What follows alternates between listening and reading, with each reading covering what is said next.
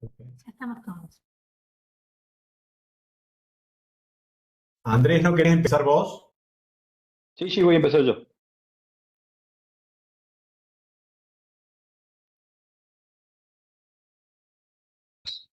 Buenas tardes a todos. Bien. Estamos iniciando entonces. Se van conectando. Buenas tardes. Disculpen la demora, hemos tenido un problema técnico que estamos resolviendo. En base a esto, vamos a cambiar el orden del día de hoy. Bienvenidos a todos a este taller nuevo año de este taller de marcapasos. Este año organizado y coordinado por el doctor Dimas Farías, cardiólogo electrofisiólogo del Hospital San Roque y de la Clínica Romagosa. Mi nombre es Sofía Deán, cardiólogo del Hospital San Roque. Así que bueno, le doy la palabra a Dimas para presentar a nuestro primer disertante del día de hoy. Bueno, buenas tardes a todos, gracias por participar. Bienvenidos a este nuevo evento de taller de marcapasos que estamos haciendo por suerte todos los años en SAC.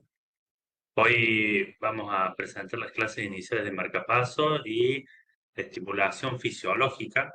Por eso es que le invitamos al doctor Andrés Martelotto, que es el coordinador del área de arritmias del Sanatorio Allende del Cerro, que nos va a presentar con su charla los avances que tenemos en este tipo de modalidad de estimulación, que como hemos visto a través de los años, hemos pasado de estimular solamente para prevenir síncope o muerte con un marcapaso BBI a pasar a tratar de estimular fisiológicamente el corazón y evitar complicaciones a largo plazo. Así que un poco de eso nos va a hablar el doctor, que tiene amplia experiencia y le va a poder sacar dudas acerca de estas nuevas innovaciones en el área de la estimulación cardíaca. Así que muchas gracias, Andrés. Gracias a vos, Dima, por la presentación. Déme 2 segundos que vamos al principio de la presentación y no al final. A ver si podemos arrancar. Bueno, buenas tardes a todos. Como decía Dima, mi nombre es Andrés Martelotto y yo soy coordinador del área de arritmia del Sanatorio del Cerro. Y esto es un poco una de las cosas que más me gusta también dentro de la electrofisiología, que es la estimulación cardíaca. Es probablemente el motivo por el cual empecé a hacer yo electrofisiología. Hoy el tema que nos ocupa es, vamos a cambiar un poco el orden y vamos a pasar lo que es la estimulación fisiológica. La idea de esta charla es hablar un poquito de qué es la estimulación fisiológica, por qué la utilizamos y a quiénes la debemos o con quiénes debemos utilizarla. Aquí no pasa esto. Ahí está. Vamos a hacer también un poquito de una perspectiva histórica, en la cual vamos a hablar un poquito de la estimulación tradicional. Inicialmente, cuando se empezó a utilizar los marcapasos, allá por los años 50, la idea y lo que se utilizaba era el marcapaso unicameral, con estimulación pura y exclusivamente del ápice del ventrículo derecho, y la idea era prevenir la mortalidad de los pacientes. Los pacientes que tenían fundamentalmente bradicardia sintomática asociada a lo que se conoce como el síndrome Stokes-Adams. Damos que la pérdida abrupta del conocimiento asociada a un bloqueo auriculoventricular completo. Y eso es así porque tenía una mortalidad anual de un 40% y a los 5 años el bloqueo B completo con crisis de Stokes tenía una mortalidad del 70%. ¿Vamos? Y esa mortalidad estaba relacionada obviamente a la bradicardia y la presencia de arritmias ventriculares. Con el avance de la tecnología y los materiales que se utilizaban, a partir de los años 60 surgieron los marcapasos bicamerales, lo que nos permitía utilizar una estimulación de forma secuencial y nos permitió expandir las indicaciones. Por tanto, dejamos solamente de dedicarnos a proteger la vida de los pacientes y pasamos a tratar patologías con bradicardia que no llevaban a la mortalidad, pero sí que empeoraban la calidad de la vida de los pacientes. Así surgió, como les digo, la estimulación bicameral, la respuesta en frecuencia, y la idea era, como les digo, mejorar la calidad de vida. Pero así todo, y un problema que nos toca vivir a nosotros, que me tocó en mi época de residente, al no disminuir la mortalidad de los pacientes, siempre teníamos que pelearnos con las obras sociales de por qué le poníamos un bicameral y no un unicameral. Y esto es claramente así. La estimulación bicameral no mejora la mortalidad, no permite demostrar una diferencia en la incidencia de stroke y mortalidad cardiovascular, ni diferencias en las internaciones por insuficiencia cardíaca, en estos estudios viejos que ustedes ven acá, sí mostrando una tendencia a mejorar estos resultados. Lo que sí demostró la estimulación bicameral en relación a la estimulación unicameral es la reducción de la incidencia de fibrilación auricular y stroke. ¿Estamos? Pero durante la evolución histórica hubieron dos estudios que fueron realmente muy importantes. El primero es el estudio MOST, que significa Mode Selection Trial, es un trial que evaluaban los diferentes modos de estimulación que utilizaban pacientes con una fracción de eyección normal y comparaban la estimulación DDD versus la BBI y pudieron identificar que en aquellos pacientes que tenían estimulación apical del ventrículo derecho más del 40%, se incrementaban significativamente las hospitalizaciones por descompensación por insuficiencia cardíaca, como la fibrilación auricular, en pacientes que tenían particularmente enfermedad del nódulo sinusal con QRS angostos normales. Es decir, que pacientes que tenían fracción de eyección normal, QRS normal y solamente bradicardia, cuando esa bradicardia ustedes le estimulaban no solamente la aurícula, sino el ventrículo, esos pacientes empeoraban, particularmente cuando el porcentaje de estimulación superaba el 40%. A posteriori, y un poco más adelante del tiempo, el estudio David, un estudio que evaluó particularmente los desfibriladores, pero la importancia de esto es que evaluó pacientes con una fracción de eyección ya comprometida, con una insuficiencia cardíaca, y evaluó si había algún beneficio en la utilización del desfibrilador estimulando en modo DDD versus modo BBI a 40, es decir, que el paciente prácticamente estaba con su ritmo normal, es decir, en pacientes que le ponían para prevención de muerte súbita que no necesariamente tenían necesidad de estimulación cardíaca. Pero recuerden que tenían mala fracción de eyección. ¿Y qué es lo que vieron? Fíjense que el endpoint primario aquí era un endpoint un poco más importante, donde había la mortalidad. Tienen mortalidad y la primera hospitalización por insuficiencia cardíaca. ¿Estamos? Y en ese caso se vio que no solo que no se beneficiaban con la estimulación DDD, sino que eran mejor con el BBI 40, así con su ritmo propio. Es decir, que nuevamente en pacientes que tenían fracción de eyección deprimida, la estimulación apical del ventrículo derecho empeoraba, no solo como había demostrado el MOST, sino que empeoraba la mortalidad en este caso.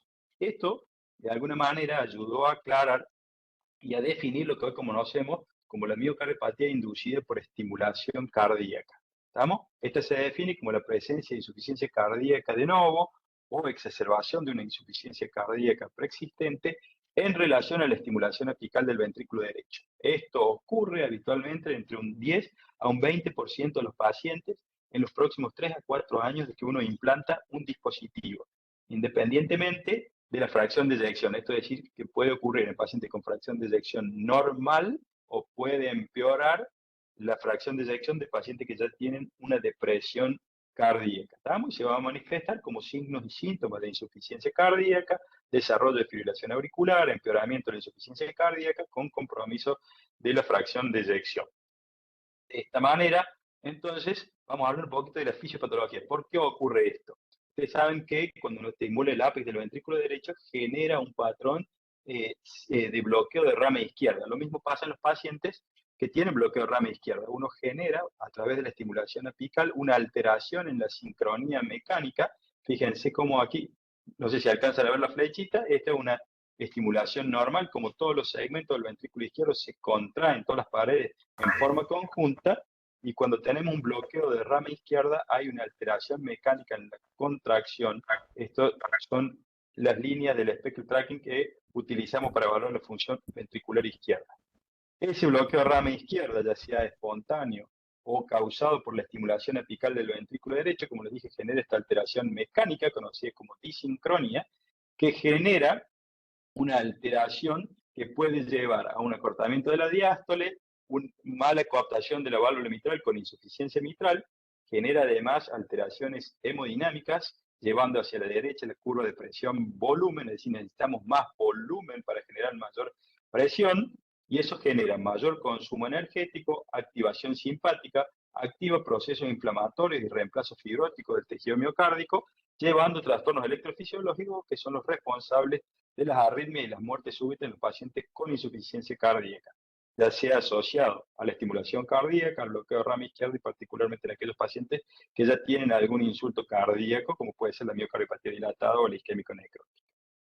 Históricamente, o lo que venimos haciendo en los últimos 20 años aproximadamente, es tratar de revertir esa disincronía a través de la resincronización cardíaca, que es la que nosotros tradicionalmente conocemos, es la estimulación biventricular. La estimulación biventricular no es otra cosa que una estimulación no fisiológica, que es producto de la fusión de dos frentes de onda, fíjense, una que viene del ápice del ventrículo derecho y de un electrodo en el epicardio del ventrículo izquierdo que colocamos a través de la canulación de ramas posterolaterales o laterales del seno coronario, tratando de que esta función de frentes de onda genere una recuperación de la disincronía. Fíjense en este paciente con bloqueo de rama izquierda, como el corazón se contrae anormalmente, lo primero que se contrae es el septum con expansión de la pared lateral, entonces genera un movimiento de bamboleo, y cuando estimulamos tanto del ventrículo izquierdo como del ventrículo derecho, volvemos a recuperar la contracción, la coordinación de la contracción cardíaca. Perdón, ¿se ve bien de nuevo ahí? Perdimos la presentación. Todavía no. Ahí está. ¿Volvió la presentación? No, ¿No? no. No. Perdón. ¿Qué pasa? Ahí está. ¿Volvió? Sí, Sí, ahora sí. Ahí está, perdón, metí mal el dedo. Entonces, como resultado de la resincronización cardíaca, obtenemos lo que se llama el remodelado reverso o inverso, con una rápida respuesta de los parámetros hemodinámicos, con una significativa mejoría en la calidad de vida, en la clase funcional y particularmente una disminución prácticamente un 25 o 30% de la morbimortalidad, agregado siempre al tratamiento médico optimizado. Perdón. Ahí estamos. Pero lamentablemente la resincronización cardíaca tiene una variabilidad importante de la respuesta a la estimulación biventricular. Esto se conoce como una respuesta no homogénea. Eso se debe particularmente que no está claramente definido qué significa un paciente respondedor. Y ustedes, como pueden ver acá, desde que se implanta la resincronización, hay una variable respuesta. Puede ser un paciente súper respondedor, aquel que llega a la normalidad, la fracción de eyección, o que sube más de un 10% la fracción de eyección. Podemos tener un paciente respondedor común, un paciente que se ha denominado que no progresa, es decir, que su disfunción ventricular no mejora, pero no progresa, deja de internarse y mejora su calidad de vida. Y tenemos un 30-40% de pacientes no respondedores, es decir, que a pesar de la resincronización cardíaca, no vemos ninguna mejoría clínica ni ninguna mejoría objetiva en los parámetros de funcionamiento cardíaco. Y ojo, se han identificado algunos pacientes, no solo que no son no respondedores, sino que son respondedores reversos y que les va mal. La resincronización los empeora. Un poco los mecanismos a través de los cuales esto ocurre son múltiples, como ustedes pueden ver ahí, y yo simplemente hago hincapié en algunos elementos que son no modificables, porque por ejemplo puede ocurrir estos pacientes que le ponemos resincronizador, tienen insuficiencia cardíaca, tienen un montón de comorbilidades, y uno puede mejorar los parámetros de estimulación, podemos eliminar las presencias de arritmias, podemos controlar las arritmias intercurrentes que van a empeorar la clase funcional, podemos corregir elementos como la anemia asociados a la insuficiencia cardíaca, pero hay elementos que no son modificables, como por ejemplo la ausencia de una rama. Fíjense, esto es un seno coronario que nosotros habitualmente pintamos, esto es sacado de la literatura, no es de un caso mío, pero pintamos, fíjense que hay un balón inflado, pintamos el seno coronario y podemos objetivar que en este caso sí tenemos ramas tributarias del seno coronario adecuadas para colocar la estimulación de rama izquierda. En algunos casos, particularmente pacientes con miocardiopatía dilatada idiopática, a veces tenemos lo que se llama el árbol de invierno, donde no hay ramas adecuadas y por tanto nos encontramos limitados a la hora de estimular desde el lado izquierdo. ¿Estamos?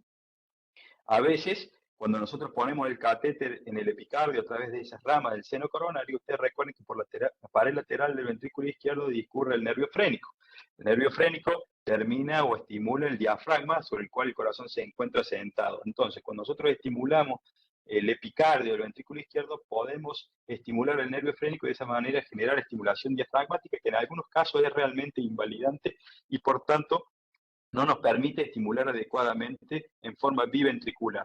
Por otro lado, si tenemos en cuenta que a veces utilizamos este tipo de técnica en pacientes con miocardiopatía isquémico-necrótica, si la rama tributaria llega a un área de fibrosis, no solamente que no vamos a poder capturar tejidos fibróticos, sino que además causamos el riesgo de generar arritmias ventriculares asociadas a la estimulación en un área de fibrosis. Por otro lado, también los electrodos pueden desplazarse, evitando la corrección de la estimulación biventricular. Así como esto, existen otros elementos. Existen, como yo le decía, unos marcadores de mala evolución o no de respondedores. La resincronización cardíaca, actualmente la indicación en aquellos pacientes que tienen miocardiopatía dilatada, ya sea isquémica o no isquémica, que tengan baja fracción de eyección, con una fracción de eyección menos del 35%, que tengan QRS ancho, más de 150 milisegundos, con un bloqueo completo de rama izquierda. Ustedes fíjense que esos son los pacientes más estudiados, pero hay un grupo de pacientes que tienen trastorno de la conducción interventricular inespecífico o bloqueos de rama derecha, que en general en la literatura no han involucrado más de un 15 o un 20% de la población estudiada, y en estos casos en general la resincronización cardíaca, como ustedes pueden ver ahí, es neutra, no son buenos respondedores. Pero no solo eso, hay muchos pacientes que tienen miocardiopatía dilatada, con fracción de eyección deprimida, con clase funcional baja, pero que tienen QRS angosto. En este tipo de paciente, el QRS angosto, que es el patrón de oro que hoy utilizamos como evidencia de presencia de disincronía, los pacientes, fíjense, este metaanálisis de pacientes con QRS más bien angostitos, fíjense dónde están las fracciones de eyección, aquí están, las fracciones de eyección están por acá, perdón, no están bien marcadas, son pacientes con fracciones de eyección todos en promedio menor del 35%, no solo que no han sido buenos respondedores, sino que la resincronización en este tipo de pacientes con QRS menos de 30 milisegundos, no solo que no mejoran, sino que están asociados con un incremento de la mortalidad. Por tanto, hay un grupo de pacientes en el cual se encuentran desprotegidos. ¿Estamos? Entonces, esta nueva técnica que se llama estimulación del sistema de conducción, el principio técnico es implantar el electrodo en otro lugar distinto al que hacemos habitualmente. No es el ápex del ventrículo derecho, ni es el epicardio del ventrículo izquierdo a través del seno coronario, sino que tratamos de implantarlo a nivel del septum interventricular, a nivel del sistema de conducción, tratando de capturar en forma directa el sistema de conducción, ya sea el haz de His o sus ramas de división, y de esa forma activar de forma rápida y lo más sincrónica el tejido de conducción y el músculo cardíaco. ¿Estamos? Y de esa manera el objetivo es revertir la disincronía de una forma lo más fisiológicamente posible, y en algunos casos podemos hasta corregir, como en este caso, fue uno de los primeros casos de implante de estimulación de His. Vean ustedes cómo la estimulación corrige el bloqueo completo de rama izquierda. El principio teórico de esto es, básicamente, hay algunas teorías en las cuales decimos, cuando uno estimula el sistema de conducción por delante del área de bloqueo, uno puede capturar el tejido de conducción. Ustedes piensen que, en general, el haz de His ya tiene predeterminadas las fibras que van a corresponder a la rama izquierda y a la rama derecha. Y en general, el bloqueo de rama derecha puede ocurrir como consecuencia de una pequeña y mínima lesión en el área proximal del haz de His, en el área que corresponde al bloqueo de rama izquierda. Por tanto, si nosotros somos capaces de estimular por delante de ese bloqueo, vamos a capturar el sistema de conducción, vamos a revertir el bloqueo de rama y vamos a estimular de la forma lo más fisiológicamente posible, siguiendo el camino adecuado del sistema de conducción. Podemos también generar, con un amplio impulso, capturar más áreas en el sistema de Purkinje, recuperando y revirtiendo esta alteración.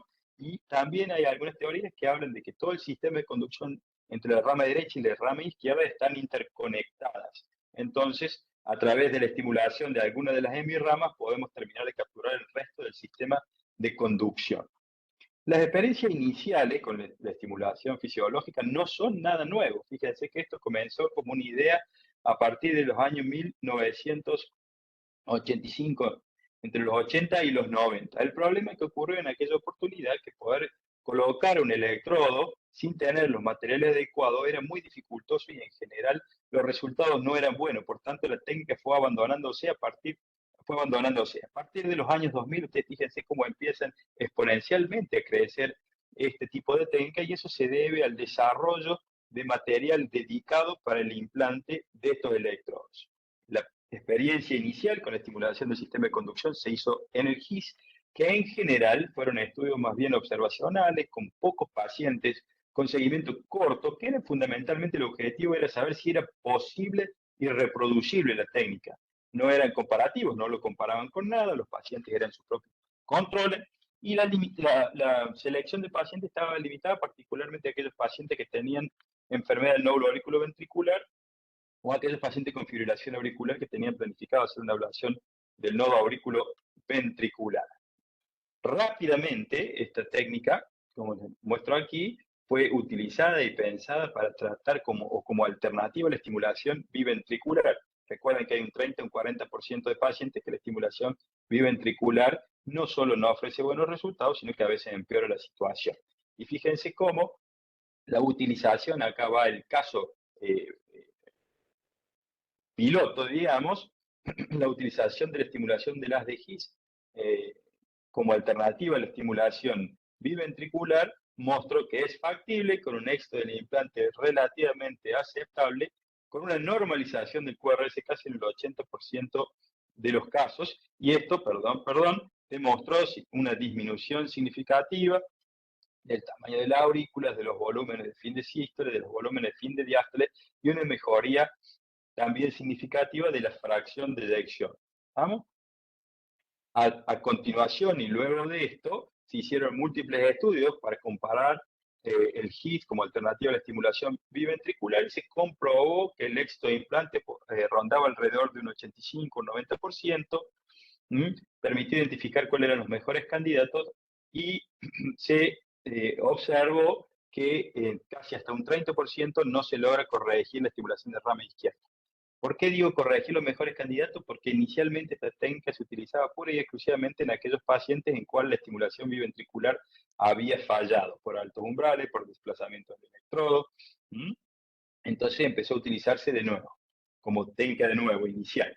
Pero esta técnica tiene una serie de limitaciones importantes, la estimulación de His. Fíjense que el espacio anatómico es muy pequeño donde nosotros tenemos que estimular. Fíjense, esta es un esquema donde se ve la aurícula derecha, el anillo tricuspidio, a nivel donde se inserta la valva septal del anillo mitral. En ese lugar está el septo membranoso, y ahí es donde atraviesa el GIS de la aurícula derecha al ventrículo izquierdo. Estamos en ese pequeño espacio, tenemos, ya sea desde el lado auricular o desde el lado ventricular, para insertar el catéter y fijarlo activamente en un lugar que no tiene músculo y que prácticamente está el GIS y el septum membranoso. Esto hace que el implante sea dificultoso, a pesar de lo cual hablan de esto de un 90%. ¿Estamos? Pero esto también no solamente que es dificultoso porque el espacio es muy pequeño, sino que además genera una dificultad en la estabilidad del catéter. Como no hay tejido muscular, el tejido es más bien fibrótico, y a ese nivel el GIS está recubierto por una vaina fibrosa, los umbrales de captura en general son elevados. Sus umbrales son inestables y suelen incrementarse a largo plazo, y eso incrementa el consumo energético para lograr una captura adecuada, por lo tanto una depresión precoz de la batería. Por otro lado, fíjense que estamos muy cerca de la aurícula, por tanto, el catéter que tiene que estimular el ventrículo por su proximidad a la aurícula puede sensar señales auriculares e interpretarlas como señales ventriculares, generando lo que se llama un crosstalk, y por tanto deja de estimular. ¿Estamos? Y por todo esto que yo les acabo de mencionar, es que se necesitan de implantadores expertos y dedicados para esto. Por eso es que con el tiempo y con las dificultades que fueron demostrando, se comenzó, un doctor en Chile comenzó a estimular lo que se llama la rama izquierda. ¿Qué significa la rama izquierda? Significa que uno avanza el electrodo hacia el septum interventricular, y a través de una fijación penetrando en el septum interventricular, tratamos de avanzar el electrodo lo más cerca del endocardio del ventrículo izquierdo para capturar tejido de conducción de la rama izquierda. La experiencia inicial demostró que fíjense cómo el electrodo, aquí está, este es el septum interventricular en una resonancia, y fíjense cómo el electrodo está penetrando el septum interventricular, llegando bien próximo al endocardio del ventrículo izquierdo, donde captura tejido de conducción y por tanto fíjense cómo el QRS es bien angosto y esto demostró no solamente que es factible, reproducible, sino que además una mejora en la fracción de eyección, mejora en los volúmenes, tanto el fin de sístole como el fin de diástole. ¿Estamos? Esa experiencia inicial no solamente demostró esto, sino que cuando fue comparado con la estimulación biventricular, mostró resultados de no inferioridad, demostró además que los QRS en promedio son más angostitos con la estimulación de la rama izquierda, que la técnica es mucho más rápida para hacerlo, utilizamos menos fluoroscopía, por tanto una técnica realmente muy atractiva. También inicialmente tenía sus limitaciones, inicialmente se utilizaba como rescate en pacientes que no eran respondedores a la estimulación ventricular o había fallas en el implante. En general teníamos tiempo de seguimiento de este tipo de estimulación más bien corto. En la mayoría de las experiencias estaban en pacientes con miocardiopatía idiopática y no tenían evaluado endpoint duro con mortalidad e insuficiencia cardíaca en sus inicios. Entonces, la estimulación del sistema de conducción tenemos dos técnicas, como acabo de mencionar, la estimulación directa del GIS o la estimulación de la rama izquierda. Si me preguntan a mí qué técnica prefiero, yo les respondo que yo rápidamente me he volcado a la estimulación de la rama izquierda. Cuando empecé con esto, hice 2 implantes de estimulación del GIS y después rápidamente fui a la rama izquierda. ¿Por qué? Porque es más simple, porque es más rápida, porque tengo mejores resultados en cuanto al sensado y a los umbrales. ¿Estamos? Esto, los umbrales y el sensado es lo mismo que cuando uno pone un marcapaso en el ápex del ventrículo derecho. Para demostrarles lo que hacemos, les voy a mostrar rápidamente un caso. Esta era una mujer joven que tenía una estimulación, un bloqueo en el sistema de conducción, que en principio inicialmente era un bloqueo tipo Becker, y finalmente pasó un bloqueo 2-1. Claramente demostrado acá. Fíjense el ancho del QRS en esta paciente, 107 milisegundos. Lo que nosotros hacemos es, fíjense, este es un esquema, ustedes ven la aurícula derecha, la valva septal de la tricúspide, a este nivel está el anillo, el nódulo auriculoventricular, y en el septum membranoso por ahí atraviesa el GIS. ¿Qué es lo que hacemos para implantarlo? Paso con una vaina dedicada que nos lleva ahí, tiro material de contraste, ¿para qué? Marco el anillo tricúspidio, marco donde terminan los velos, las valvas de la tricúspide, y en el aspecto superior de la valva septal se encuentra el GIS. Este es el lugar donde teóricamente está el GIS. Desde el GIS hacia el ápex trazamos una línea y de ahí avanzamos por lo menos entre 1,5 centímetros y 2 centímetros sobre el septum interventricular. A continuación, en oblicuo izquierdo tiramos material de contraste. Fíjense cómo se pinta el septum interventricular y la idea es que la vaina esté entre 10 a 40 grados, es decir, mirando hacia hora 1, entre 1 y 2, en el anillo tricúspide, como si lo vieran como un reloj. Y en ese lugar empezamos a fijar y atravesar el septum interventricular. Y fíjense cómo cuando empezamos a poner el anillo ahí, empiezan algunos latidos que son muy similares a un bloqueo de rama derecha, pero bien finito, que eso nos habla de que estamos en el lugar adecuado. Fíjense cómo después hemos penetrado el electrodo del septum interventricular, vuelvo a comprobarlo tirando material de contraste. Fíjense que acá termina el contraste, es decir, que hasta acá está el septum interventricular en el endocardio del lado derecho y cómo hemos penetrado ese septum. Existen un montón de elementos o parámetros eléctricos que utilizamos para saber si estamos capturando tejido de conducción, que no se los voy a explicar ahora, pero quiero que vean que fíjense que el ancho del QRS quedó en 125 milisegundos y cuando nosotros estimulamos el ventrículo derecho en el ápex son de 150 para arriba. ¿Estamos? Así es como queda y fíjense cómo queda el electrocardiograma final. Esto es una bellezura. ¿Estamos? Entonces, inicialmente, en el año 2021, en las guías solamente mencionaban, en aquella oportunidad teníamos más información de las de GIS y solamente tenía una clase 2B.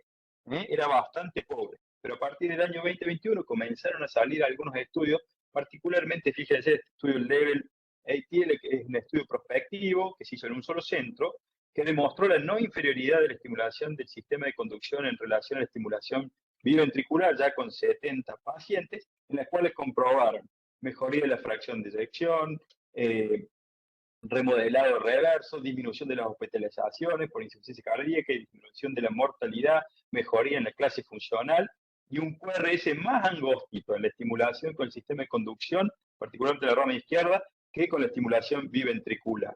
Eso ha llevado, entre otros estudios también, que no quería llenarlos de estudios, es que en las nuevas guías de estimulación cardíaca presentadas en el 2023, fíjense cómo ya ha entrado la estimulación del sistema de conducción, ya sea en la estimulación del GIS como en la estimulación de la rama izquierda, particularmente en todos los ámbitos de estimulación cardíaca.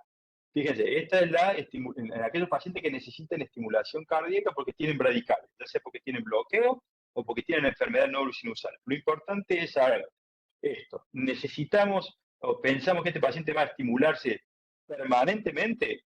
Si no va a estimularse permanentemente, que son aquellos particularmente probablemente que tienen enfermedad del nódulo sinusal, nos vamos a fijar cómo está la fracción de eyección.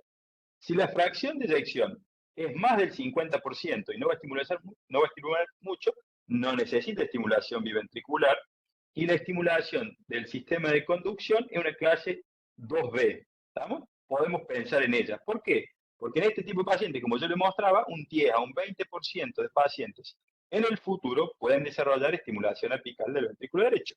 Por eso, esta es una opción. Si la fracción de eyección del paciente está leve a moderadamente deprimida, habrá que ver si este paciente tiene bloqueo de rama izquierda, entonces hay que ponerle un resincronizador o estimulación de rama izquierda. ¿Estamos? Si no tiene estimulación de rama izquierda, ya vemos que paciente con disfunción ventricular leve, que no tiene bloqueo de rama izquierda, que no van a estimular mucho, no hay que ponerle resincronizador, pero podríamos ponerle una estimulación del sistema de conducción. ¿Estamos? Ahora, si el paciente anticipamos que va a estimular mucho porque tiene un bloqueo AB completo, veremos. Si tiene una fracción de eyección que es normal, más del 50%, podemos considerarlo a la estimulación fisiológica. Indicación 2B. Si la fracción de eyección está deprimida, leve a moderadamente, estos eran pacientes que no tienen indicación de resincronización, podemos pensarlo como estimulación del sistema de conducción con una indicación 2A. ¿Estamos? Y esto, en los pacientes que tienen insuficiencia cardíaca, lo interesante es que aparecen como una opción en aquellos pacientes que yo les había dicho que el resincronizador no mejoraba la calidad de vida ni la mortalidad de los pacientes y que incluso a veces la empeoraba. Fíjense, aquellos que no tienen estimulación, que no tienen, perdón, bloqueo de rama izquierda y que tienen una fracción de eyección baja y que tienen QRS, fíjense, de finitos hasta casi 150, que tienen contraindicación de estimulación biventricular, la estimulación del sistema de conducción puede ser una opción. Y en aquellos pacientes que tienen un QRS bien finito, podría ser también una opción. Es decir, que va cubriendo los gaps y los espacios donde antes no teníamos la posibilidad de estimularlos para protegerlos de esa disfunción ventricular asociada a la estimulación apical. Y bueno, estas son las indicaciones para el paciente con fibrilación auricular. ¿Estamos? Entonces, en conclusión, la estimulación del sistema de conducción o estimulación fisiológica, como se le conoce, es una nueva forma de estimulación que ya de nueva tiene poco, que tiene claros beneficios en relación a la estimulación tradicional, porque no estimula el ápex del ventrículo derecho, está basada tiene base fisiológica sólida, técnicamente, si bien requiere una curva de aprendizaje, tiene un aceptable número de implantes exitosos, es realmente rápido, es aceptable no solamente para la estimulación por radicales, sino para la estimulación, para la resincronización cardíaca. Y bueno, es altamente viable, como le digo, y ya está dentro de las guías. ¿Estamos? Hasta ahí estamos con esto. La idea es que fuera algo práctico, con conceptos básicos simples y sencillos. No sé si se entendió o si tienen alguna duda, quedamos libres para las preguntas. Perfecto, muchísimas gracias, doctor. A lo mejor, como tuvimos un poquito retrasados, podemos hacer las preguntas por el chat. Dale, sí, claro, por supuesto. O les dejamos para el final, respondemos con las dos charlas. ¿Estamos de acuerdo? No sé qué opinas, Dimas. Está silenciado. Ah, perdón. Ahora sí. Sí, hacemos preguntas por el chat y vamos contestando las dudas que vayan surgiendo. Para continuar entonces con esta el primer encuentro, ¿sabes, Andrés Cairo?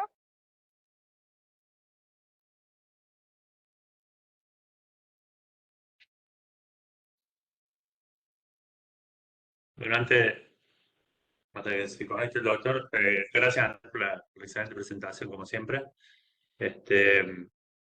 Ahí la estimulación fisiológica, como decimos, siempre fue un gran avance y creo que es lo que hay que llevar como concepto, que tratamos de dejar de tratar a los pacientes solamente con el estímulo de marcapaso y que sabemos que nosotros generamos daño cuando la indicación no es la correcta, ¿está?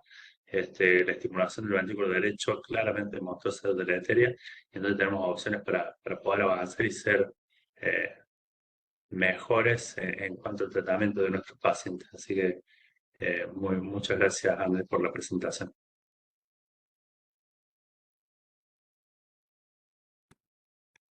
Hola, ¿qué tal? ¿Cómo les va a todos? Me van a tener que esperar un segundo que comparta la pantalla, disculpen.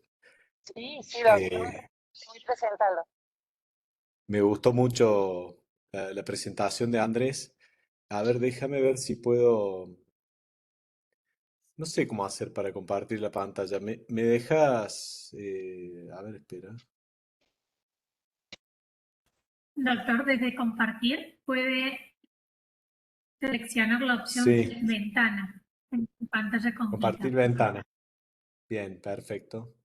Y, y busco. Y ahí directamente va a su PowerPoint o el archivo. Bien, perfecto.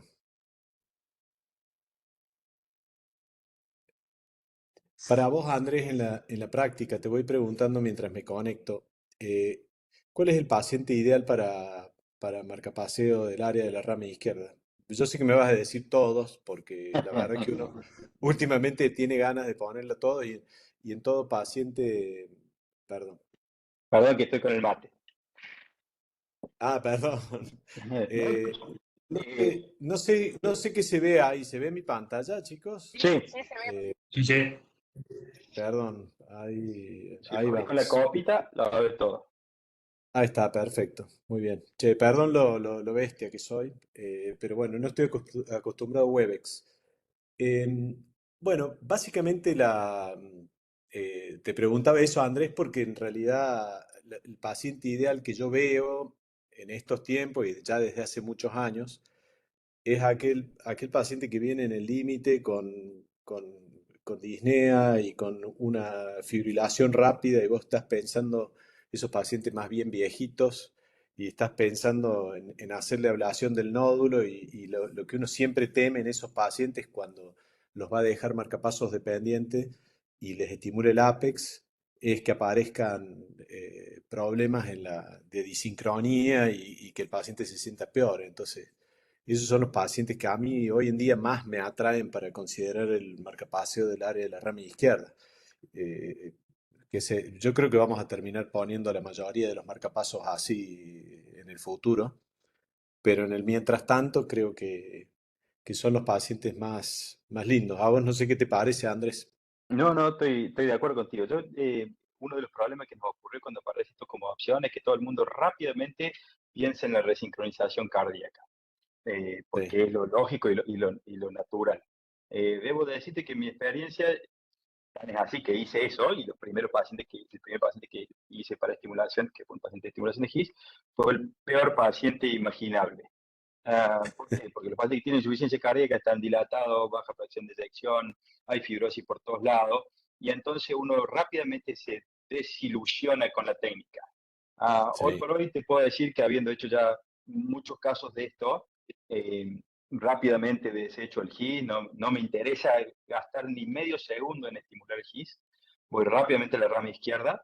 Los últimos Total. dos casos, los últimos dos casos que he hecho han sido pacientes que no tenían insuficiencia cardíaca, tenían corazones sanos y que por X motivos si le estimulamos la rama izquierda, particularmente para evitar esa disfunción ventricular, y te puedo decir con toda tranquilidad que si demoramos una hora fue lo mismo que demoramos para estimular un paciente bicameral. En Sí, ese sí. sentido, te puedo decir que en un paciente con un corazón sano se lo puede poner a todos sin ningún tipo de problema. Obviamente que estamos en Argentina y en Córdoba, y entonces los pacientes que menos problemas van a tener para la indicación son aquellos pacientes que ya estando estimulados, tienen el famoso síndrome de marcapaso o vos le empezás a detectar que la fracción de eyección comienza a caer. Es una técnica interesante para tratar de resincronizar a los pacientes, particularmente aquellos que tenés que hacerlo desde el lado derecho, ¿tá? Porque ponerlo desde el lado derecho de la resincronización, vos sabrás que es más dificultoso por todas las curvas y el acceso al seno coronario del lado derecho es mucho más dificultoso. Entonces son Sí. pacientes que son buena opción y obviamente aquellos pacientes que están resincronizados que no han tenido una adecuada respuesta. Esos son los pacientes que uno tranquilamente puede pedirlos sin tener que pelear. Ahora, habiendo dicho esto, coincido contigo que es el futuro y que todos los pacientes debieran tener, todos los pacientes que requieren estimulación debieran ser estimulados de esta manera, porque te evitas el problema de la posibilidad del desarrollo de miocardiopatía asociada a la estimulación apical, ¿no? Totalmente de acuerdo. Sí, buenísimo. Bueno, yo tenía que ir primero y porque me atoré con la computadora, terminé pasando después de Andrés. Lo mío es mucho más básico, en realidad vamos a hablar un poco de estimulación cardíaca en general, un poco de fallas de marcapasos, cosas relacionadas a la programación, el seguimiento y vamos a ver algunos electros. Eh, Yendo a cosas mucho más básicas que las que habló Andrés, eh, los marcapasos endocavitarios, que son parte... Perdón que le interrumpa, doctor. Sí, sí. Disculpe que le interrumpa, porque nosotros estamos viendo muy pequeñita la pantalla. Capaz que Ponete en está modo como el modo presentación, Andrés. presentación. Ponete A en modo ver, presentación. pero me puse la copita. A ver, espera. Déjame ver. Para... Si no, compartir la otra ventana. Fin de la presentación. ¿Cómo comparto otra ventana? Perdón, déjame ver. Eh, ahí me ven chiquitito, así como se está viendo ahí. Bueno. Exacto. eh, ay, bueno, stop sharing. Vamos a ver si... Perdonen. Compartir ventana. Mil perdones, pero no me gusta el No Webex. se ha problema. No me gusta el Webex. Perdonen. No hay ningún problema. Bueno. eh,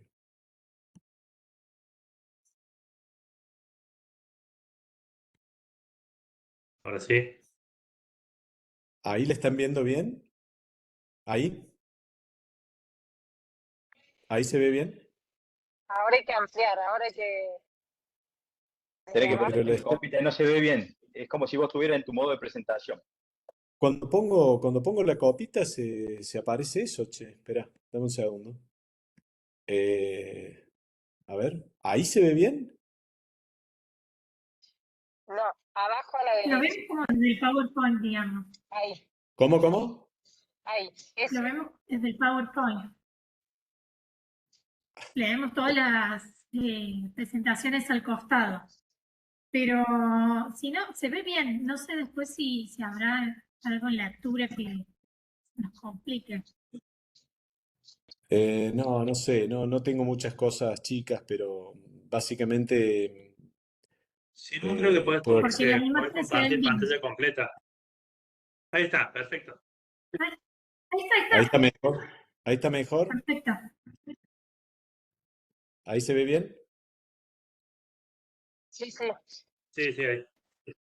Bueno, básicamente lo que estaba diciendo es que los marcapasos endocavitarios, que son la parte, digamos, de las últimas décadas de la historia de los marcapasos, nosotros podemos hablar de marcapasos unicamerales o bicamerales, y están todas las alternativas que mencionó Andrés de la resincronización y de los marcapaseos del GIS. Después tenemos la estimulación epicárdica, están pasando las diapos, ¿no? En la cual nosotros podemos estimular el corazón desde el epicardio, habitualmente utilizadas en niños o en personas con problemas de accesos vasculares.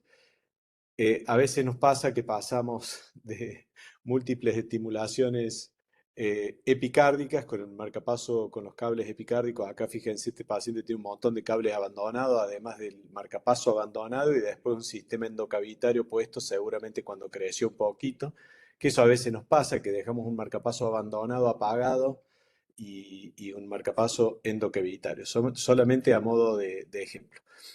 La evolución tecnológica de los marcapasos ha sido brutal, pasaron de dispositivos mucho más pesados que se implantaban en el abdomen con cables epicárdicos a luego aparatos más importantes. Para mí el gran momento en la, digamos, de evolución en la historia de los marcapasos fue cuando aparecieron las baterías de litio, tanto que se habla del litio argentino.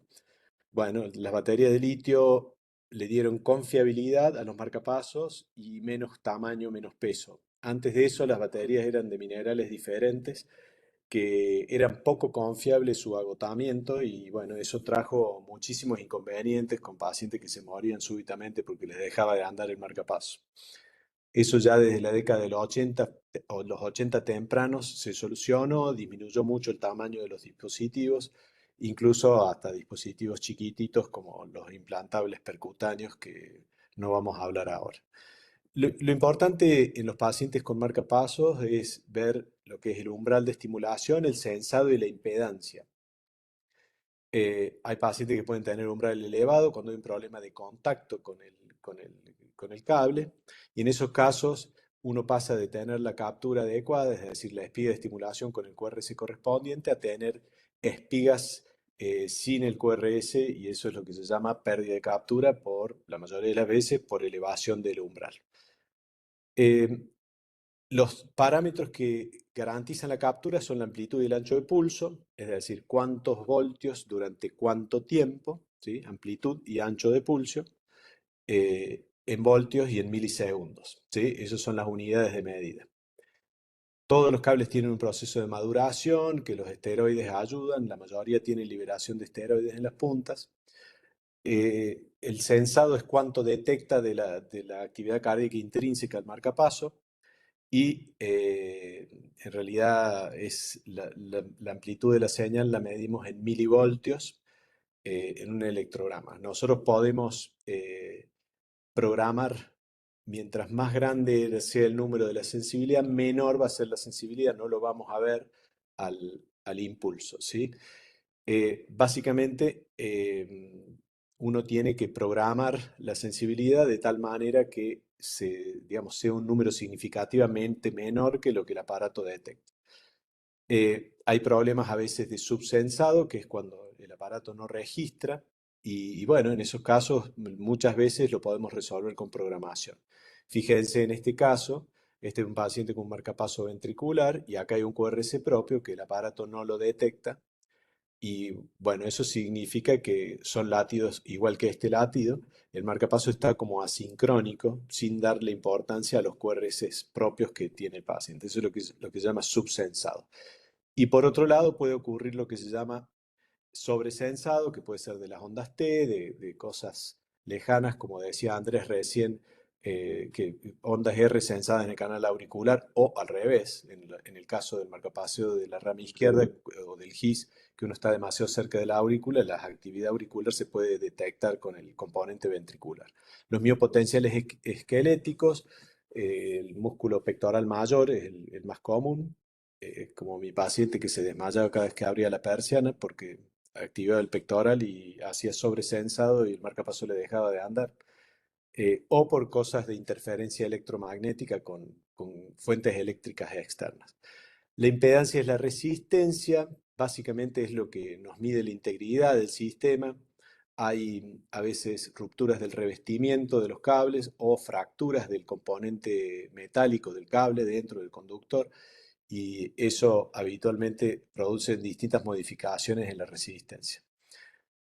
Todos los marcapasos tienen lo que se llaman periodos de blanqueo, es decir, luego de un evento sensado tiene un momento en el cual no le da bolilla a lo que sensa, y otro momento que es el periodo refractario en el que sensa, pero también de cierta manera lo ignora a lo que el marcapaso es. Eso es para evitar que haya estimulaciones de más, digamos.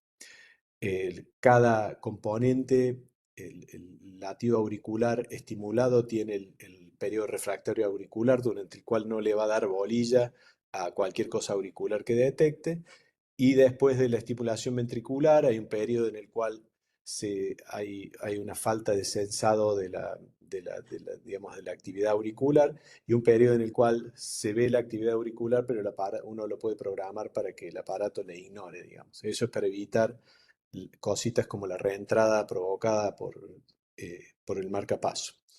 Entonces el marcapaso es un estimulador eléctrico programable con un montón de periodos de blanqueo y refractarios y de seguridad que han sido, digamos, desarrollados a lo largo de todos los años de desarrollo que han tenido los marcapasos, desde la década del 50 que empezaron hasta ahora. Básicamente es para evitar problemas. Hay una taquicardia, que es lo que se llama taquicardia mediada por marcapaso, que ocurre cuando programamos un marcapaso bicameral con la demora B muy larga.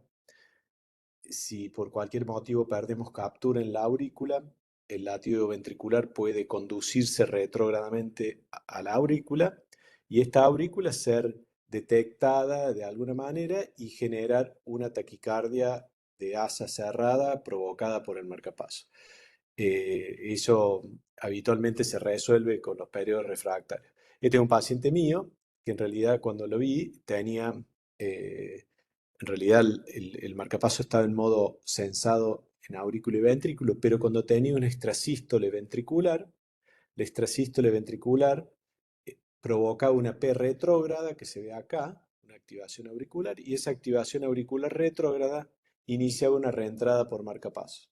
Esto se corrigió con programación prolongándole los periodos refractarios al marcapaso. Perdón.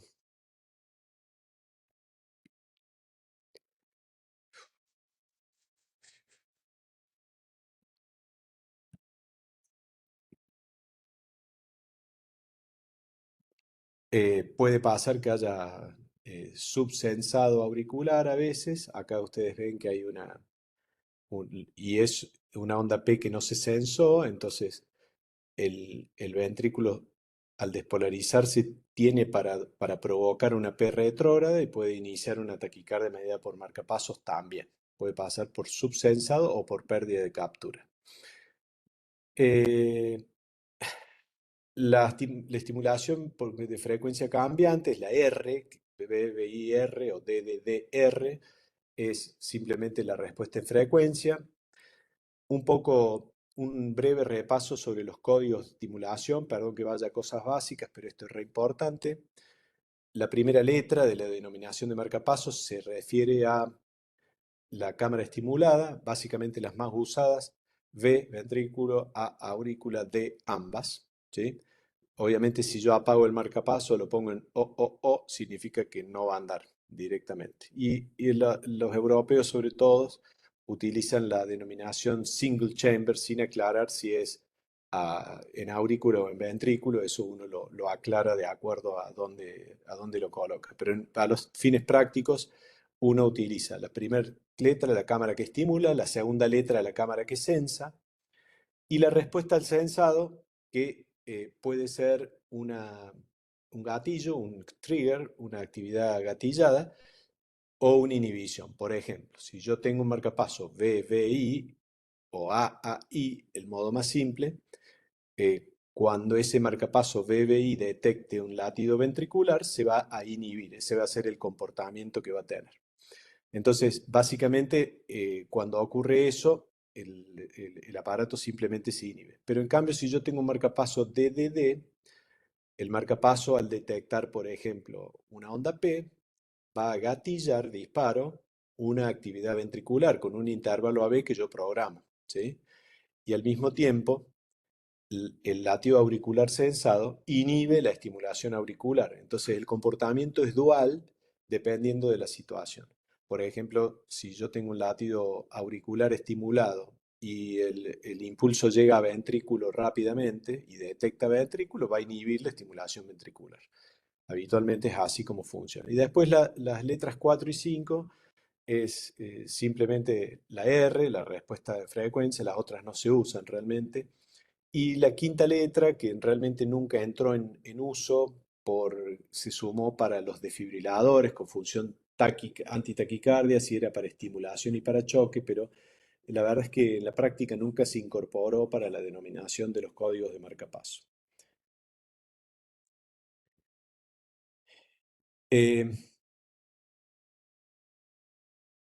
Básicamente digamos, las indicaciones de marcapaso, por supuesto, son todas las instancias en las cuales hay bradicardia, groseramente trastornos en la generación del impulso eléctrico, es decir, la enfermedad del nódulo sinusal, o trastornos en la conducción del impulso eléctrico. Habitualmente yo les diría que a los fines prácticos la única indicación de marcapasos unicamerales hoy en día son los pacientes que tienen fibrilación auricular y bloqueo AV, fibrilación auricular lenta, digamos. Prácticamente en la mayor parte de los pacientes ponemos marcapasos bicamerales. En realidad, los marcapasos unicamerales BBI son la tercera elección en pacientes con bloqueos auriculoventriculares, ¿sí? Pero básicamente yo le diría que en la mayoría de los casos utilizamos los marcapasos bicamerales. No tiene mucho sentido pensar en otra cosa, salvo cuando la aurícula no es estimulable, cuando está fibrilada permanente. Perdón que pase más rápido porque esto es largo. Las metas fundamentales de la programación de los marcapasos son la seguridad del paciente, obviamente, y cuando se puede extender la vida útil de la batería. Ustedes vieron que Andrés recién mencionaba que los pacientes con estimulación del GIS tienen umbrales elevados, eso nos obliga a estimular con voltaje alto y obviamente de esa manera la batería dura menos. La forma de extender la vida de la batería es utilizar el mínimo voltaje necesario, la salida, dando los márgenes de seguridad adecuados, para lo cual obviamente tenemos que medir el umbral de estimulación. El umbral de estimulación se mide cuando uno controla el marcapaso con el programador y eso se hace simplemente reduciendo el voltaje durante la estimulación, viendo el electrocardiograma y cuando pierde el voltaje ese es el valor de umbral. Habitualmente el margen de seguridad se refiere a cuántos voltios por encima estimulo. Si yo mido un umbral de 1 voltio, por lo menos tengo que estimular a 2 voltios y medio o 3, que es lo que se recomienda, entre 2 veces y media el valor de umbral. Obviamente cuando uno ya lo ha visto varias veces al paciente y mide siempre el mismo umbral, uno se anima a ajustar un poco ese número lo máximo que se pueda para dar longevidad, pero manteniendo la seguridad. Los factores que afectan la longevidad, por supuesto, son la impedancia del cable, cuánta amplitud y ancho de pulso usamos, sobre todo, cuánto lo usamos al marcapaso, es decir, si el paciente tiene un FA de moderada respuesta la mayor parte del tiempo y solamente a la noche hace frecuencias bajas y posiblemente gaste menos batería. Y cuánto usamos el modo R, la respuesta en frecuencia, porque eso obviamente resulta en mayor estimulación. Los programadores de marcapaso son diferentes de acuerdo a la marca y son todos bastante parecidos y al mismo tiempo diferentes. Básicamente en las pantallas de interrogación de marcapaso nosotros vemos cómo está funcionando el marcapaso en el momento, nos habla sobre alertas, nos habla también sobre porcentajes de estimulación. En algunos casos nos guardan electrogramas si el paciente tuvo, por ejemplo, una arritmia. Y además nos guarda los valores de captura, sensado e impedancia que han sido medidos antes y el que medimos en la consulta. Además de la forma en que está programada la estimulación, por supuesto, eso es muy importante. Por ejemplo, en este paciente, esto es un demo, ¿no? Nos detecta un ritmo ventricular rápido durante el cual las aurículas siguen el ritmo que venían antes, entonces eso es una taquicardia ventricular no sostenida, eso es de bastante utilidad. Acá una arritmia auricular, ustedes fíjense en el canal auricular, se ve un ritmo auricular a 300, un flutter, un FA, una cosa así. Y uno puede ir quitando, obteniendo información del aparato, elegir cómo estimular, elegir el modo de estimulación, etcétera, etcétera. Esta es otra marca, el Medtronic, que también es parecido, nos da información, nos dice el estado de la batería, nos dicen distintas cosas. La batería, por supuesto, cuando se agota llega lo que se llama ERI, que es en inglés indicación de reemplazo electivo o tiempo de recambio electivo. nos da el porcentaje de estimulación, podemos hacer la prueba de electrodos, podemos ver los eventos, si tuvo arritmias, etcétera, etcétera. Nosotros cuando programamos, elegimos el modo de estimulación de acuerdo al tipo de paciente que tenemos, de acuerdo a cómo esté el paciente, si le ponemos la R o no, depende si está la frecuencia fija, ¿no? En general es mejor programar la respuesta de frecuencia, el voltaje de los electrodos, los intervalos, la sensibilidad, todo se puede programar, básicamente. Cuando se controla, y habitualmente lo mejor es programar, digamos, controlarlo el día del implante. Yo no hago el día 1 post-implante porque los pacientes los doy de alta el mismo día. Habitualmente los pacientes se citan entre 30 y 60 días post-implante, después de los 6 meses, y en los casos que la cosa está sencilla y todo anda muy bien y el paciente está bien, podemos hacer lapsos anuales de control del marcapaso que se hace en consultorio en 15 minutos. No sé si hacerlos participar, no sé si da la situación, pero básicamente les puedo ir mostrando cómo están las cosas. No sé qué opinan mis compañeros, mis colegas, profesores. Básicamente, tengo algunos electros sencillos de marcapaso para ver si alguno tiene ganas de opinar. No sé si da la reunión para eso. Eh, no sé qué opina Dimas, por ahí está bueno que los vayas, Yo en les, los de- primeros casos, los vayas guiando vos y explicando yo cuál es lo- tu yo forma de los voy, controlarlo. los voy describiendo. Me parece bien, sí, porque no sé qué tan fino están viendo todo. Fíjense, Y hago un acá, par y le podemos preguntar y sí. que vaya respondiendo por chat. Dale, perfecto, perfecto, muy bien. Este marcapaso es un marcapaso que ustedes fíjense, acá se ve claramente la estimulación ventricular. Fíjense que la morfología de la estimulación es como un bloqueo de rama izquierda, o sea que yo sé que el cable está en el ápex del ventrículo derecho. Eh, Antes de cada evento ventricular, fíjense acá muy chiquito, se agrandó, ¿lo ven? Se ve un evento auricular estimulado. Esto es, bueno, un marcapaso DDD bicameral que está capturando en aurícula y en ventrículo, ¿sí? Básicamente, ese es el funcionamiento que estamos viendo. Eh, entonces, ahí se veía la estimulación de aurícula y ventrículo. Este electro es diferente porque ustedes, fíjense aquí, se ve un QRS angosto, eso no es un QRS estimulado, es un QRS propio. eh, y lo que sí se ve es una espiga que está antes de la onda P, que genera una onda P. Ustedes fíjense en D2, se ve la espiga, se ve la P, se ve la espiga, se ve la P. Y luego el corazón hace su trabajo solito. Es decir, esto es un marcapasos en modo AAI funcionando perfectamente. Seguramente, digo yo, es una AIR porque la frecuencia a la que está estimulando es como 90 y pico. Entonces, es muy probable que sea un marcapaso con frecuencia variable. Entonces, posiblemente esté programado AIR ese marcapaso. Lo digo yo por decir nomás. Entonces, un paciente con marcapaso ahí con conducción AB normal. A veces nos pasa que vemos un marcapasos que está estimulando ventrículo. Ustedes fíjense nuevamente aquí la morfología es como de un bloqueo de rama izquierda. Es una captura de apex de ventrículo derecho. Ya sabemos que es un marcapaseo convencional. Es BBI y además se observa que tiene un ritmo de base que es fibrilatorio. Es un paciente que tiene fibrilación auricular y marcapaseo BBI, ¿sí? En este caso, contrariamente al otro electro, el primero que vimos, no se ve la actividad auricular pegada a cada espiga ventricular, precediendo a cada espiga ventricular.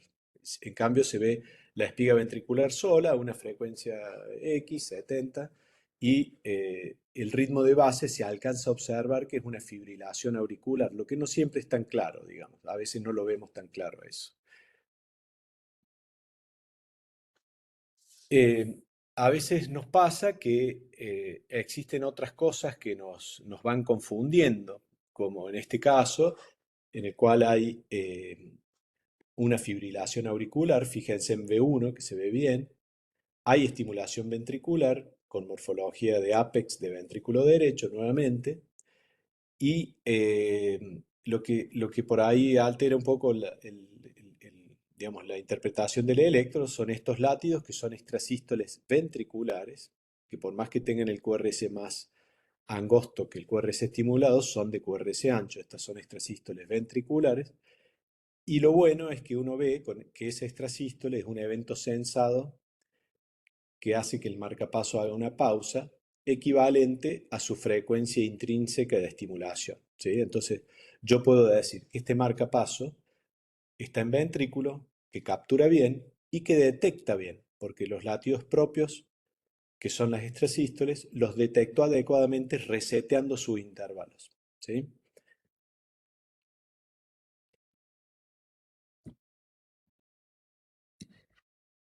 Este electrocardiograma es más dificilito, así que no les voy a preguntar a ustedes.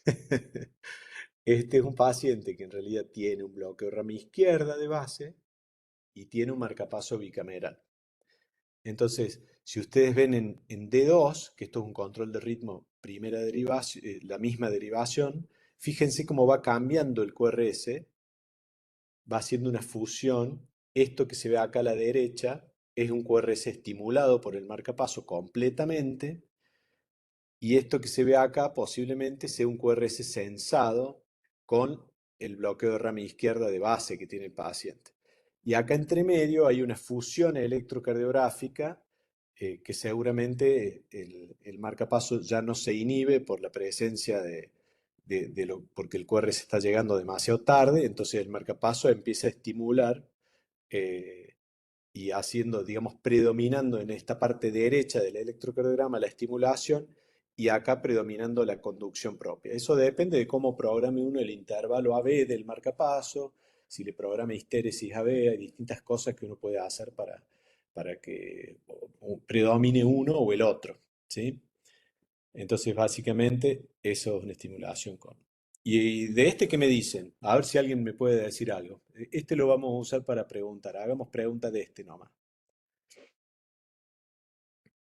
Me tienen que decir, primero, marcapaso BBI o DDD. Segundo, ¿está funcionando bien? Es decir, ¿captura y sensa adecuadamente? Eso es lo que me tienen que decir. A ver qué me tiran.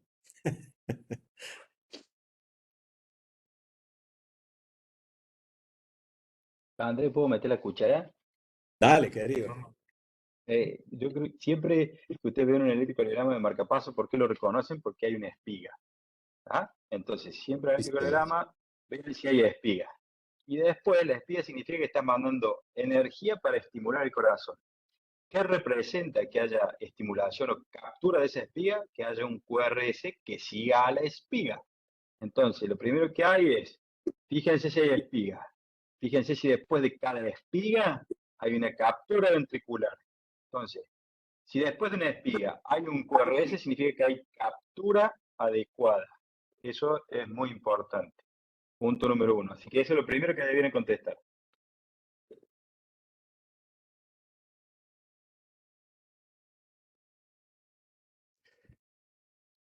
Pero este tiene un poco de trampa. Se ve la trampa ahí. Son maliciosos. Sí, sí, es un poco malicioso por eso, pero bueno, perdón, yo iba de lo más simple a lo más complejo, entonces le estoy mostrando el Segunda, más complejo. segunda Sí, cosa que tiene que fijarse. El marcapaso habitualmente, como decíamos, inicialmente se pone cuando no hay ritmo propio. ¿Estamos? Entonces, siempre que haya una espiga, fíjense si cerca de la espiga había un elemento o un ritmo propio. Si había algún QRS, cuando estamos hablando de ventrículo ahora, ¿cierto? Entonces, fíjense si hay QRS y si ese QRS tiene alguna relación con la espiga. Eso te habla de la capacidad del marcapaso de ver si hay ritmo propio. Si ustedes tienen una línea de base plana y después aparece una espiga y un QRS, significa que sensa bien. No hay ritmo propio, espiga y captura. Si ustedes ven en la línea de base un QRS y una espiga, significa que el marcapaso, y dependiendo de la relación del QRS con la espiga, el marcapaso no vio ese ritmo propio, o sea, hay un problema de sensado. ¿Estamos? Entonces, Y en comparación a electros previos, este paciente está en ritmo sinusal, porque las ondas P se ven acá, ¿ven? Acá hay P, acá hay una P. Fíjense, seguramente acá, las P están disociadas del ventrículo. Ya les voy contestando cosas, ¿sí? Es decir, el marcapaso, les puedo decir que no es un bicameral, ¿sí? No es un DDD. ¿Qué cámara está estimulada? Andrés, ¿Eh? puedo ser La más malo que pregunta vos, sería: ¿qué Andrés? cámara está estimulada? Claro.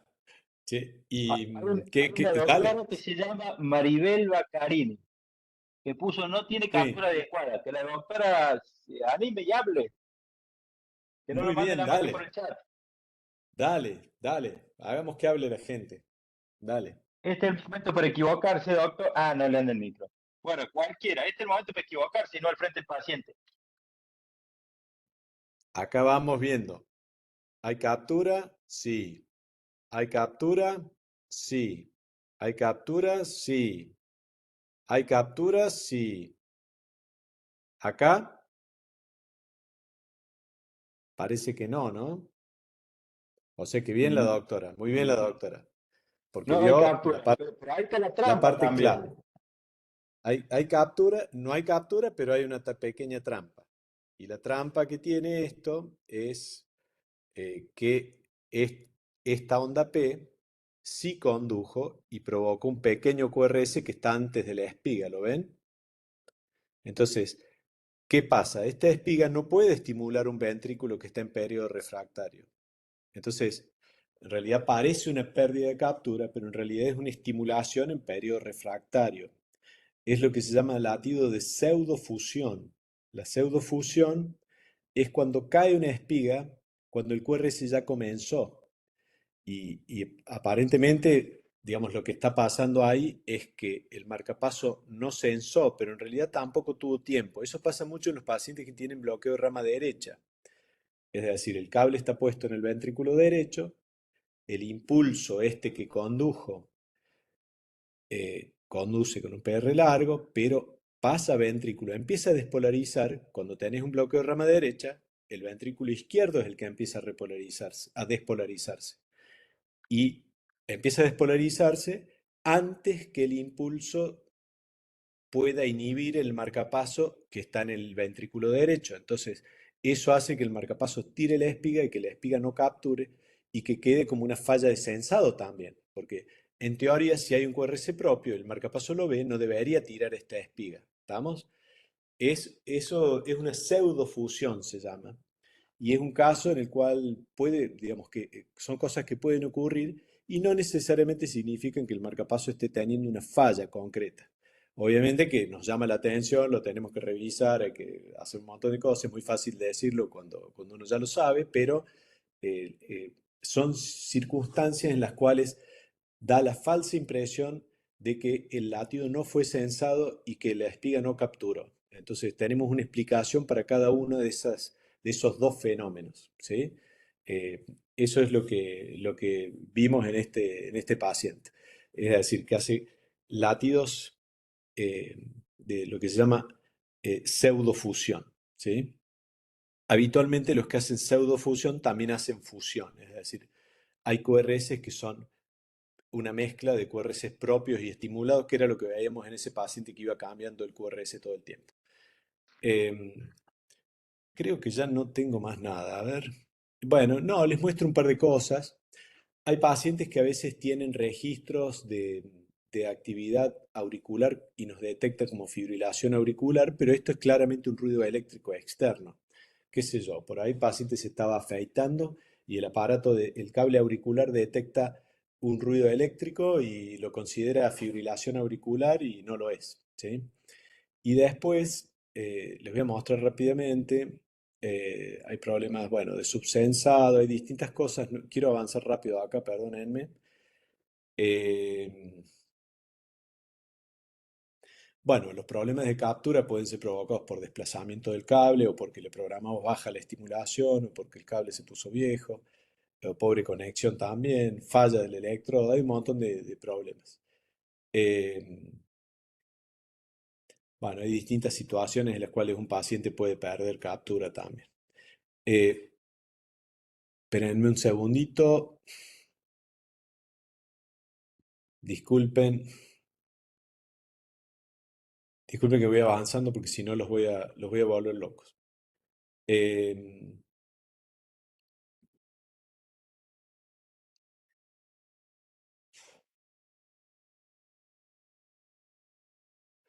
Bueno, acá habla de cosas viejas, que como la respuesta al imán de los marcapasos, eso ya casi no lo utilizamos a eso. Eh, Perdónenme que paso a otras cosas. Eh,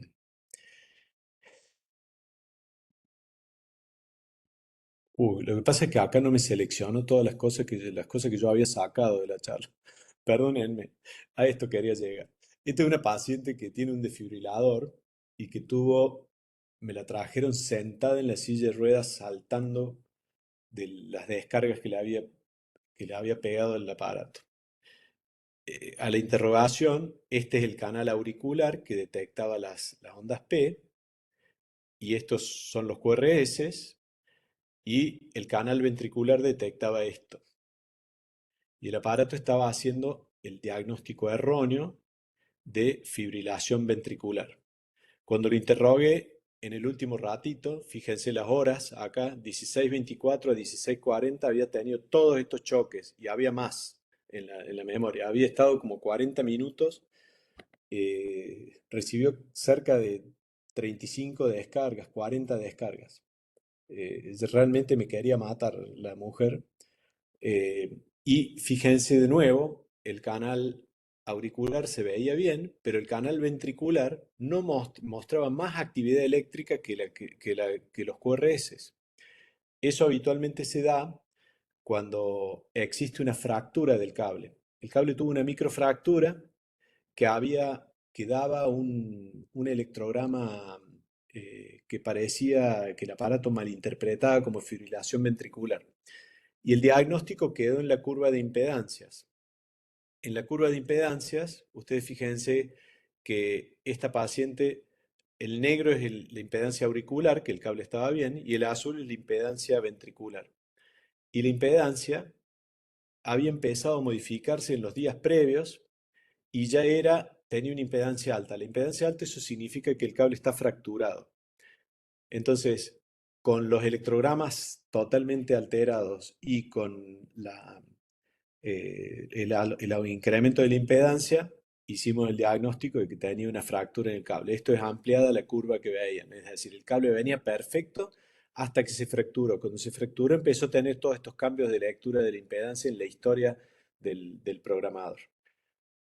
Y bueno, estoy abierto a preguntas para lo que ustedes quieran. Perdón que lo mío fue muy básico eh, y además muy escueto. Gracias, gracias. No, no hay problema. Sí, entendemos que esta plataforma nueva nos cambia un poco, ¿no? ¿Cómo que? Esta plataforma Webex, digo. Sí, vos sabés que no me gusta. No, es como que te tenés que salir de de donde estás en la charla para compartir la pantalla. La verdad no le agarré la mano. Y además te digo, la computadora mía, por eso tuve problemas para conectarme primero, no me lo admitía el programa, porque mi computadora, que se tiene 10 años, y no me admitía el programa. Así que bueno, un desastre. No, no, pero Perdón, igual está disculpen. bueno esto, está muy bueno que vayamos desde la base, porque Sí, tenemos sí. una variabilidad de espectadores, así que muchísimas gracias a los dos. Muchísimas gracias. ¿Habrá preguntas? Si alguien tiene alguna pregunta para hacer, dudas que puedan sacarse, aprovechemos que las tenemos a los dos disponibles.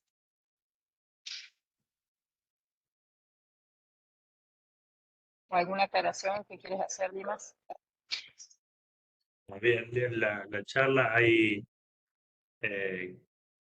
funciones del aparato que después y ahí que Andrés salteó, como, Sí, como son histérisis, que la variabilidad de la frecuencia, eso muchas veces nos llevan a confusiones cuando decimos que el marcapaso está funcionando mal o funcionando bien, pero bueno, son un poquito de conceptos que lo vamos a estar viendo después en las clases de programabilidad, así que no se claro. preocupen que también después vamos a seguir avanzando en eso. ¿Mm? Sí, sí, básicamente las histéresis se utilizaban mucho más. Ahora yo creo que utilizamos mucho más las histéresis AB que las histéresis que se usaban antes en los marcapasos ventriculares. Es decir, la histéresis en realidad es una función, perdón que lo explico rápidamente, sé que lo salté y dudé de decirlo en el momento y está bien que me lo aclares, Dimita, pero básicamente el- digamos, la gente que tiene competencia entre el ritmo del marcapaso y el ritmo propio, sobre todo en aquellos que no toleran bien la estimulación. Bueno, habitualmente lo que se busca es que el marcapaso le permita al ritmo propio aparecer, digamos, y no intervenga tanto. Entonces, la histéresis es una función que cada tanto el marcapasos amplía su intervalo, es decir, si estaba programado a 60, se programa a 50 o 55, lo que lo programemos, y si hay un ritmo que esté por ahí cerquita compitiendo, el marcapasos le permite florecer y no compite tanto con ese ritmo. En general eso es lo que se busca.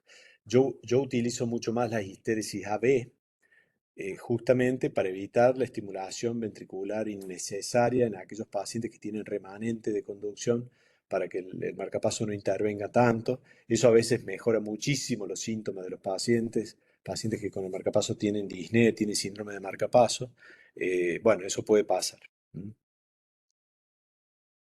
Yo simplemente quisiera aclarar una cosita. Cuando uno habla de marcapaso, siempre tiene que tener presente, no hablar solamente del dispositivo. El marcapaso es una unidad con el paciente. Entonces, siempre que ustedes analicen un paciente con marcapaso, tiene que saber qué indicación tenía cuando se puso el marcapaso para poder entender cómo funciona y para saber cómo mejor programarlo y para poder interpretar las posibles alteraciones de su funcionamiento. ¿Ah? Entonces, saber por qué se puso, cuándo se puso también, es extremadamente importante a la hora de analizar un marcapaso. Además, no solamente eso del análisis del electrocardiograma, sino que también a veces debemos complementarlo con una radiografía de tórax, ¿estamos? Para corroborar la adecuada posición de los electrodos y posibles complicaciones o mal funcionamiento. Es decir, esto no es pura y exclusivamente el generador y los cables, sino que es también el paciente con su indicación y, bueno, y el todo, ¿no es cierto? No solamente el electrocardiograma, sino también la placa de tórax.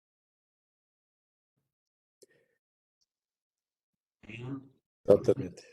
Y otra cosita como para agregar también, que mostró algo el doctor Caer en su slide, es que el aparato también nos permite hacer diagnóstico de otras situaciones clínicas que a veces se nos pasaban por alto, como fue el caso de ese que tuvo fibrilación auricular, y que hoy es un tema de gran debate para saber qué hacemos con estos pacientes, en cuanto, por ejemplo, el tema de cuándo anticoagular o no, a un paciente que empezamos a detectar eventos de fibrilación auricular asintomática, este, o de dejarnos grabados diversos dispositivos. Por ejemplo, a veces tenemos solamente el marcapaso y no un cardiofibrilador, pero el marcapaso nos hace el diagnóstico cuando el paciente viene con síncope y lo interrogamos, vemos que tiene más eventos ventriculares que auriculares, lo que nos habla de que están haciendo taquicardias ventriculares y tenemos que hacer una readecuación de nuestro tratamiento para ese paciente. Entonces el marcapaso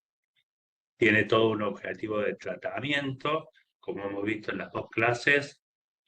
Cada vez tratamos de que la estimulación sea más fisiológica, pero también nos permite hacer diagnósticos de otras situaciones clínicas que antes se nos escapaban y poder tomar una mejor conducta, ya sea por readecuación de tratamiento farmacológico o evaluar nuevas posibilidades de estimulación. Sí, eso es muy interesante porque además viste que hay un poco a título informativo, hay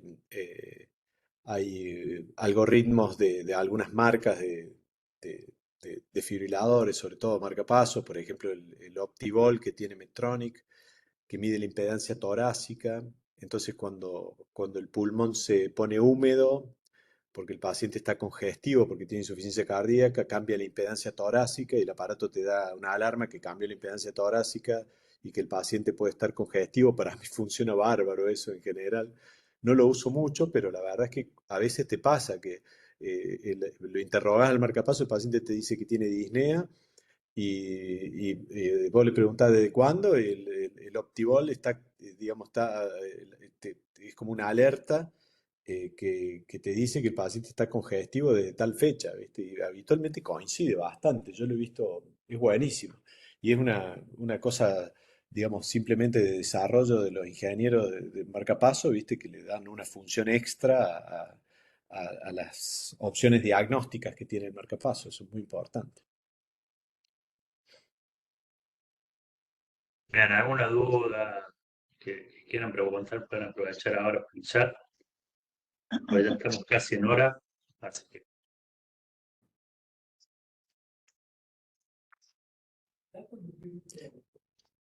Acá Che, las opciones son dos, Dima. O somos digo, muy ahí está buenos todo. dando clases y entendieron todo, o no entendieron absolutamente nada. claro, yo me inclino en mi caso por lo otro. Lo tuyo estuvo mucho más científico. Che, Y, no, sí, no, yo me disculpo de nuevo por los problemas informáticos que tuve, la verdad me da mucha bronca. Y bueno, por eso fue la demora. Me hago No hay cargo de problema, eso. no hay problema. No hay problema. Gracias, gracias por su tiempo a los dos. Muchas gracias. Gracias a los dos por la presentación. Y bueno, los invitamos a participar la semana que viene, que el tema va a ser cardiodesfibriladores. Así que hoy vimos todo lo que tiene que ver con la terapia anti-bradicardia, la próxima vez con las terapias anti-taquicardia. Y bueno, invitarlos para el último día también, de que va a ser un taller, en ese caso ya va a ser presencial, donde vamos a estar jugando un poco con los programadores y ver cómo se pueden hacer. Vamos a hacer simulaciones de los tipos de estimulación que tenemos, de cómo podemos hacer reprogramación de cosas básicas y poder ver qué información entregamos nosotros cuando hacemos una interrogación del dispositivo y hacemos la devolución al cardiólogo clínico para que se pueda entender de qué hablamos y que todos podamos compartir este mismo idioma. Así que bueno, quedan todos invitados para las dos clases siguientes. Muchas gracias por acompañarnos. Gracias a todos. a ustedes muy amables, buenas noches. Gracias. Chao, chao. Buenas noches. Chao, Adiós. gracias a todos. Adiós. Chao, chao.